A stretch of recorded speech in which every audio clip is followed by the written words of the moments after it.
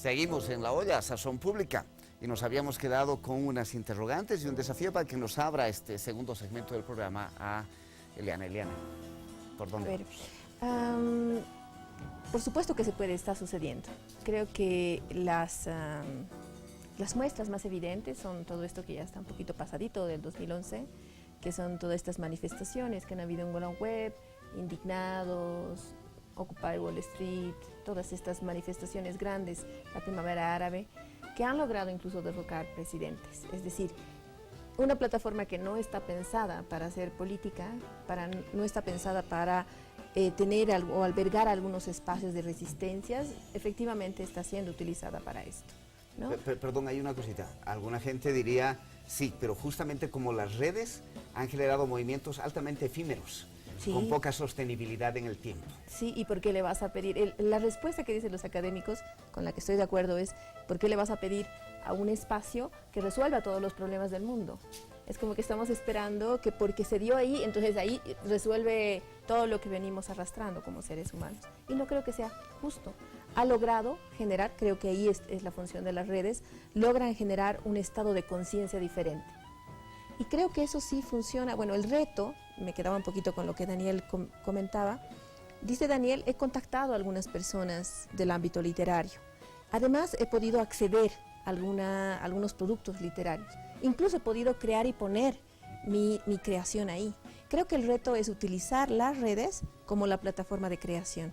Y ya se ha hecho en el país, no es reciente, probablemente no lo han hecho las personas dedicadísimas a la literatura como es tu caso, pero el Alexis Argüello, que en realidad sí está dedicado, hace unos 5 años ha hecho una compilación súper bonita de microcuentos en 140 caracteres.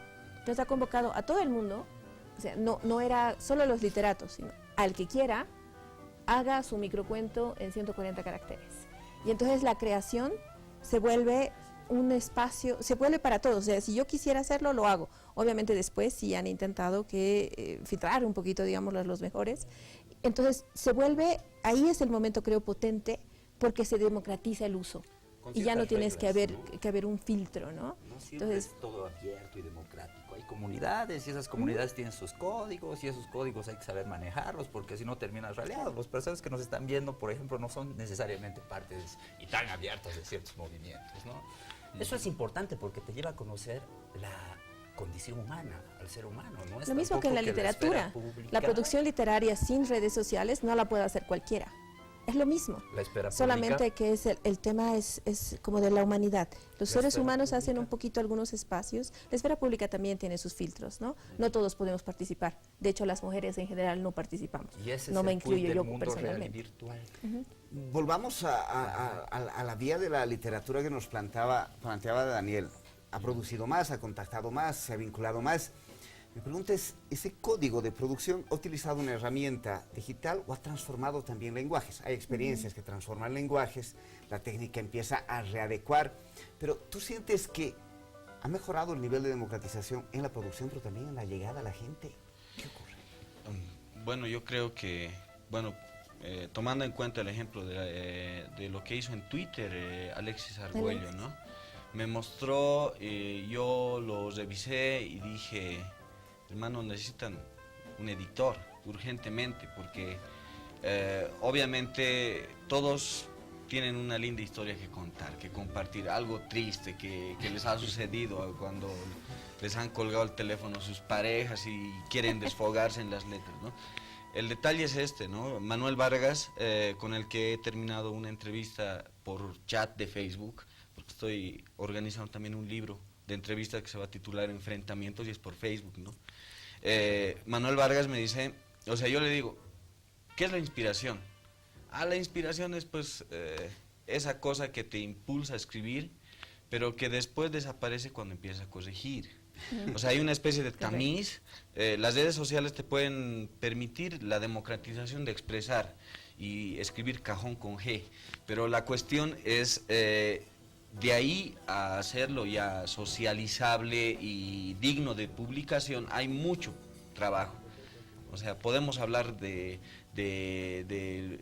no sé, las notas que ha hecho Edgar Solís Guzmán o las notas que hace el mismo Álvaro Vázquez, que son excelentes, pero que ninguna editorial va a publicar porque definitivamente las editoriales en Bolivia, la mayoría de editoriales, no puedo hablar y decir todas, la mayoría de las editoriales responden a roscas. Eso es. Retomo esto un poquito y Interesante. recojo con lo que tú estabas planteando insistentemente cuando hablaba Eliana. ¿Y ahí qué pasa con la esfera de lo público? ¿Por dónde va? El proceso de producción. O sea, hay que entender esto como un proceso de producción. Seas hacker, hagas código, hagas poesía o hagas esfera pública, el 21 de febrero.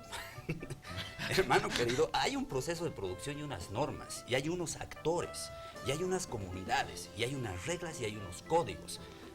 ¿A dónde me voy? O sea, yo no estoy ni a favor ni en contra. Lo que estoy haciendo es poniendo ciertos puntos para entender que detrás de cualquier producción, sea literaria, de contenido, de narrativa, hay reglas. Y detrás de esas reglas hay personas, y con esas personas comunidades.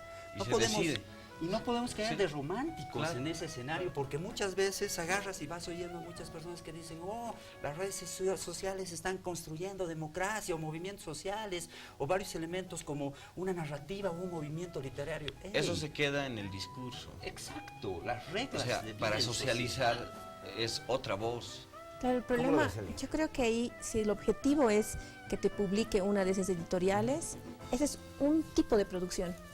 Claro. Si no, tu objetivo no es ese, y sería como un productor literario al margen, Claro. sino expresarte, las redes sociales cumplen todo. Claro, Ahora, cumplen todo eso. ¿Lo ven? Sí. Ahora, pero sí estoy de acuerdo en el punto que especificas, para que haya o sea, para que haya una producción, una movilización, o sea, se mejore la producción literaria o cualquier Claro. producción artística, tiene que haber un editor. Claro. Eso es verdad. O sea, si yo voy a escribir en Facebook todo el tiempo y probablemente voy a recibir unos 100 o unos 500 likes, y con eso estoy muy contenta, Habrá y mucha sigo gente que eso, recibe muchísimo más. o 3.000 Sí, o 3 pagas por millones ello. o lo que pagas sea. por ello también.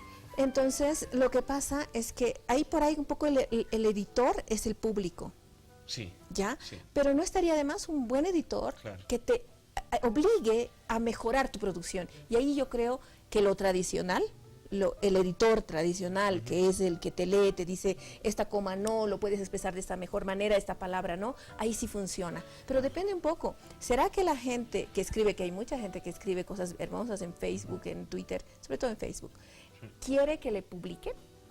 O al revés, mi pregunta sería, así como en algún momento se pensaba que el mejor regulador de esas relaciones y la definición de qué podría tener utilidad social o no era el mercado, la creencia de que el público termina regulando y definiendo lo que circula, ¿no es un poco excesiva? ¿No es pensar que es la materialidad de una democracia que va más allá de las posibilidades de la propia sociedad y la manera en que configura sus instituciones y los vínculos del poder? A ver, Daniel, luego Él, Eva. si quiera. Hay una cosa breve. Yo, por ejemplo, hace el 2012 he hecho un taller para estudiantes de 7 a 18 años con el CBAE en el Alto. Habían cerca de 50 estudiantes, desde los pequeñitos que venían con sus mamás hasta los changos que estaban con los celulares todo el día, ¿no?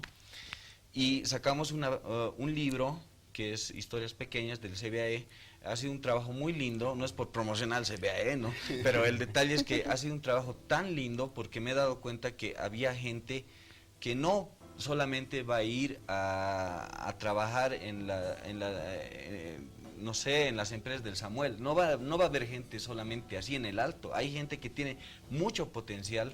Yo les digo, o sea, hay gente que no es por creerme Gertrude Stein para tratar de promocionar y ser, no sé, el mecenas de alguien, ¿no? Pero el detalle es que... Pero que hay un poquito, hay un poquito.